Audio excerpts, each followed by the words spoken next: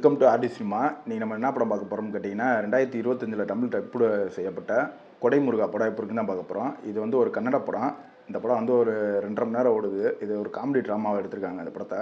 இந்த படத்தோட கதை எடுத்துக்கிட்டிங்கன்னா, நம்ம படத்தில் ஒருத்தர் வந்து டைரக்டர் ஆகணும்னு முயற்சி பண்ணி ஒவ்வொரு கம்பெனியாக ஏறி இறங்கும்போது யாருமே அவருக்கு வந்து படம் டைரக்ட் பண்ணுறதுக்கு வாய்ப்பு கொடுக்க மாட்டாங்க. ஒரு கட்டத்தில் நம்ம ஹீரோ கொடைமுருகா வந்து அவருக்கு வாய்ப்பு தராரு. ஆனால் அங்கே தான் வைக்கிற ஒரு ட்விஸ்ட்டு, நான் தான் இந்த படத்துக்கு ஹீரோ அப்படின்னு சொல்கிறாரு.